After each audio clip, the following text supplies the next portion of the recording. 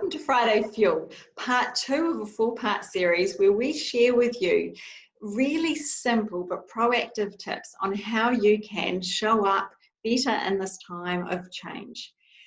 Quick question for you before we get started though, is how many of you actually went through and did the challenge? And the challenge was looking at your activity and looking at your energy levels throughout a given day. This week, what Sarah and I are going to take you through is we're going to have a look at how do you balance that energy with your activity load. Yeah, so when we looked at last week, we were really about understanding our peaks and our troughs in terms of our energy. And so what we're going to do is layer on that topic. So if you need those tips from last week, go back and grab them because this is actually adding to it. And what we're going to do is look at when you've got those peaks and troughs, how are you actually balancing all of those activities, whether it's work or personal, actually you need to get through on any given day. Perfect. So what we're going to do is we're going to just initially talk about activity load, and then I'm going to give you a quick activity. So activity load, what is that? You know, it could be just a term that's being bashed around at the moment, but Sarah and I have put our own definition on it. So to us, activity load is the load that is put on you when you're completing a particular activity. And that is things like your level of concentration that is required. It's the level of brain power that you need. It's your level of energy that you're going to exert while you're doing that. And also around your emotions, because we underrate those sometimes. So that's what activity load: concentration, brain power, energy, and emotion. Now, onto the exercise for you. So let's make this really practical, really proactive. So let's kick off first of all, and the first tip that we'd like to share with you here is just brainstorm all the different types of activities that you do in a given week. And then what you've got is, once you've got that list, is have a look and put down a couple of different columns. One column putting in if the activity load is high, medium, or low. And then go through and put a filter over the top of those activities and have a look and go, okay, for this one activity, how much activity load is required? And when you go through and you look at your main activities in a given week and you apply those, it then enables you to do the next step, which is actually have a look at your calendar. Look at your calendar, and then you go through and you look at your energy peaks and troughs and how they're flowing through the day. Look at your energy flow, and then what you do is you actually block that activity load to match your energy flow. So what we sometimes do is we go through a given day and we don't put much thought into linking and matching the two.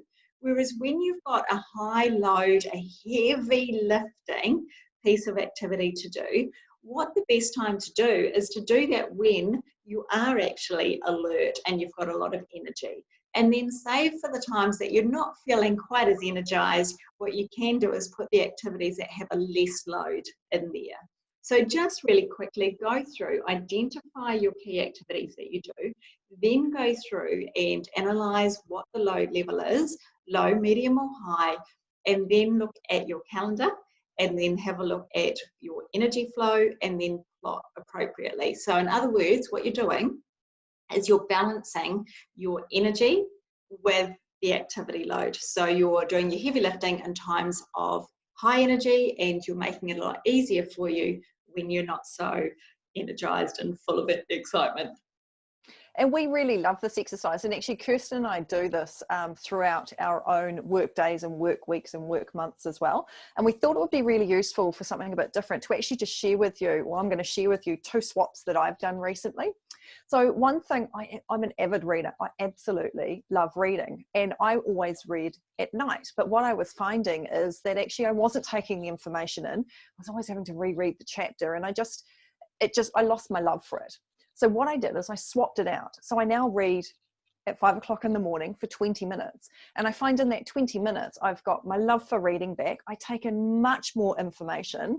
And actually I'm able to get through a lot more of the reading that I want to at that time of the morning because I can just snap through it, because that's when, for me, my energy is at its optimal. The other thing that I do, you know, we're in a time of change, and this is all about dealing with changes. I've been dealing with a lot of restructures lately, and that takes a lot of concentration and emotional energy and focus.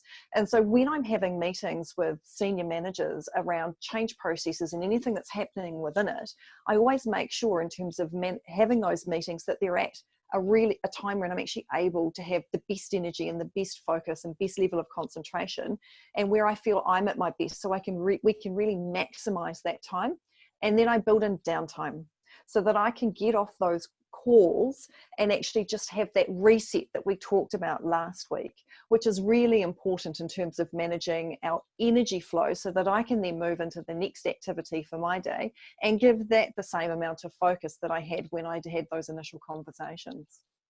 Yeah, sounds great. And I think there's so much power, Sarah, isn't there, of actually taking full control of what we do, when and where, because during our normal workday, we've got the things that we quite often are consistent, but we've also got things coming at us on the fly, and that phone call, you know, that you're just telling me about just comes in all of a sudden, or an email, and your whole day can get thrown up.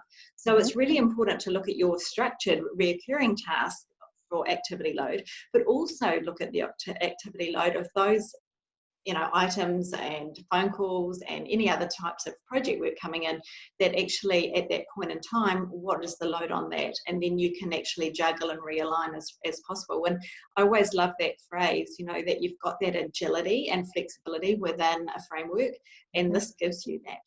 So here's your challenge, everybody. Can't finish our week without that. And so what Sarah and I would like you to do is to take up the challenge this week of going through and doing that exercise where you identify all the different reoccurring pieces of work that you do, and then going through, apply your load rating to it, and then schedule it in relation to where your energy is sitting.